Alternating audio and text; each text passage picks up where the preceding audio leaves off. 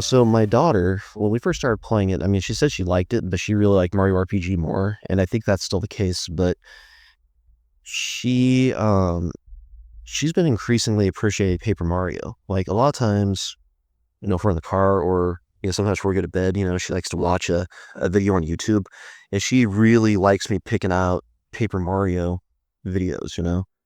And like because they do these videos where I can't remember like what some of the accounts are that do it, but they make these videos where they take footage from the game and like they'll actually do voiceovers with everybody talking, so it's not just you know words on the screen. Right. Like it's just like they do pretty good voiceovers for it too. And then like they like make a song out of it too. And so my daughter's really been enjoying those, and she was asking me yesterday because like the main bad guy in Paper Mario or the Origami King is this guy named Ollie. Right. And apparently he's this he was originally just a regular piece of paper, right? And this toad scribbled on him and then folded him into the Origami King. That's so weird. And this guy's pissed because he's like, he disrespected the very paper he folded me from. And so he's decided that all toads are the same. He doesn't just work. This is a race war? Is that what this game is? They're racist against a toad? Basically, yes. He wants to destroy all non-origami because he hates that particular toad, but because they're all the same, he therefore hates them all, and he has to destroy the entire power structure surrounding them, which includes the entire Mushroom Kingdom and Princess Peach. And unfortunately, that also means Mario must be destroyed because he stands his way, as well as Bowser, because Bowser at one point says, he goes, "Whoa," he's like, if you fooled all the toads and whatever, he's like, they can't come back from that. He's like, even I'm not that evil. So he decides he wants to stop him too. So therefore he decides that Bowser and Bowser's entire kingdom must also be destroyed. Yeah, isn't he the good guy? I say that loosely. Isn't he the good guy in Mario RPG too, Bowser? He's one of the good guys. I would say loosely, yes, he is. But he only, in Mario RPG, he only cares about getting his keep back, and he almost leaves the party after he gets his keep back, except for Gina reminds him that, hey, look, if we lose, as we go beyond this point, he's like, they're just going to come back and retake your castle. Where Bowser's like, oh. Well, they, So then, yeah, he's like, all right, I guess I'll help until. Well, if you like those type of games, you'll probably really like the Mario Luigi Brothers series or whatever that they're called. They're another RPG where it's just those two. And a new one just came out last month on the Switch, I think. I saw advertising for that on the Switch. It's called Mario and Luigi Brothership. Brothership is that one, yeah.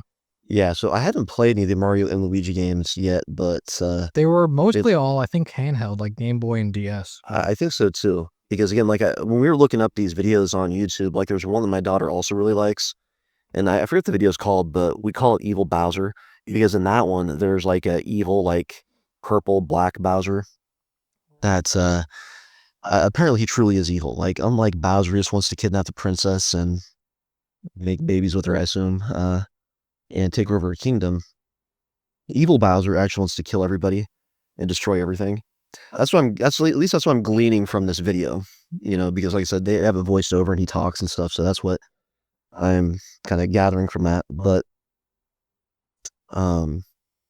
yeah, so when I saw that, I was like, this game actually looks pretty cool, because like, I think the one this video is made off of is called something like Bowser's Inside Story.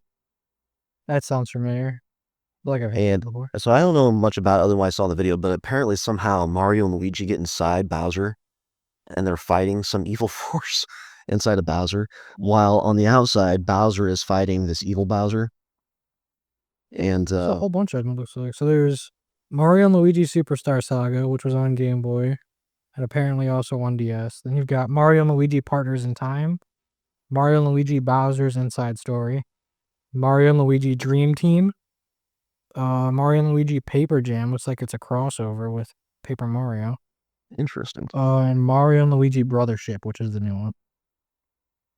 Yeah, so when we discovered that video, I was kind of looking into it. That's kind of why I gleaned too, that like it wasn't, other than maybe Brothership, which I think comes out on the Switch. I think it just came out. It seems like the other ones were not ones I could get for the Switch, which was kind of disappointing because my daughter seemed like she really would have enjoyed that. But when I found that video in particular, I found out about these Mario Brother, or Mario and Luigi games, I realized that, holy crap, there's a lot more Mario out there than I even realized. Oh, yeah, there's almost every time we talk, I always tell you something new you've never heard of before somehow. Yeah, and that's again, that's part of what is really fun about you wanting me to switch because before I think I was really paying attention to it because I was like, well, I don't really have a modern Nintendo system. I can't play it anyways, I'm not. And for a while, I was really, really gung ho about getting trophies, and I was like, oh well, Nintendo doesn't have trophies, forget it. But now that I'm getting into it and I'm realizing the error of my ways, Yeah, I need you to stop trophy hunting. I've got games for you to play. Lots of games. I'm I bought you one a couple of years ago. I bought you one for Christmas this year. You'll be getting it soon. oh, you just spoiled the surprise. You know what I'm getting now. Not specifically, but wildly speaking. I want you to play Shenmue. I want you to play Yakuza. There's like all kinds of different stuff I want you to try playing. Yeah, man. No, there's a lot of stuff I need to play. You're right. So much good stuff out there. But yeah, like I was telling you earlier, I think that during Christmas break here, that's one thing I'm gonna do is hopefully get into a lot of gaming, make up for a little bit of lost time. I mean, By time I mean Mario and Luigi partners in time. yeah. Well, we got to get you set up with some kind of emulation PC too, so you can play some other older stuff too. Yeah, that'd be awesome. I mean, I'll tell you, man. Like, we'll probably talk about it a little bit today when we talk about the music, but I really miss Ninja Gaiden. I don't mean the new 3D ones. I mean like the old school 2D stuff. Like, I mean, I love the music in those games. Can't play those inside. I haven't even tried to play those in so long. I mean, the music. I mean, seriously, this day. We'll talk about it later, but even this day, though, like the music from those games, like gets me pumped up. I mean, I can be at work and I can be bummed or pissed or just tired, and then I think about the music from those games, and it just immediately pumps me up and makes me ready to kick some butt. So, all right, now that I got a little bit of that Paper Mario Adventure System, I guess we can switch over to. To the actual episode 2 of the podcast. Yeah, so I guess maybe we'll stick it as a bonus or something. Yeah, that's what I was thinking. I think that like that little discussion about Paper Mario. I'm sure we'll do an episode on Paper Mario eventually.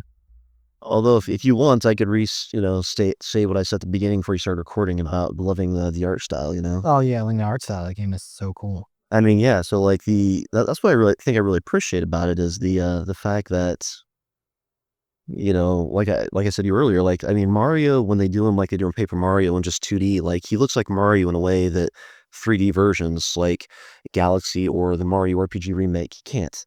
And vice versa, I mean the 3D versions look like him in a way that the 2D Mario can't. But also like I was saying to you earlier when we were talking, like seeing Paper Mario, like the way the characters look, like it reminds me of pulling out like an old back when they used to make instruction manuals, like an old Mario 3 instruction manual or Super Mario World instruction manual, and just like seeing like the way they drew Mario and the characters in there. It really, I think that's what I appreciate about it. It's a big throwback for me. Like it makes me feel like, in a way, I'm going back into an old school instruction manual. Dude, I can't wait to give you your Christmas present, man. Because guess it's a game that was still back on the PS4 back when they were still making instruction manuals and maps that come with your game. Really? So, Well, I'm intrigued what this could possibly be. I have no idea. so it's But it'll make a lot of your time up, yeah, yeah. Fuck, I still replay it like once a year, or sometimes multiple times a year. Really, man, yeah, I'm really intrigued now. Seriously intrigued. Right? Yeah. Well, speaking of this, I know you're gonna like your present too. Yeah, I think that's what Jess was telling me. She was like, "I know what your gift is from Brewski, and it's really cool." And I was like, "Yeah, screw you." If you don't like this, I'm gonna immediately know that you're a clone that replaced the real Rich or in some sort of alien replacement. And I'm gonna have to start being a piss egg and be like, "Where's the real Rich? What have you done with him? Where is he?" Yeah, they just wanted to get their subliminal messages out in this podcast. That's what happened. That's why we started a podcast. I was taken over. No, I think that's up your alley, man. I think that's definitely something the original Rich would do. Yeah, probably. Although, like, think of it this way though, like, what if while I was in China, what if they captured the real Brewski, cloned him, and sent me back in his place? What if the real Brewski's still in China, and you've just been dealing with the clone this whole time? I would have never known the real Brewski then, technically, I don't think. You wouldn't have, that's true. You know, before I went to China, my dad had a dream that the Chinese captured me and were doing all sorts of experiments on me. And I was telling him afterwards, I was like, maybe they did. Yeah, maybe. Maybe your son's still there. We will find him. Alrighty. Yeah. Are you ready for Mega Man now? All right, yeah, I'm ready for Mega Man. Let's do this, bro.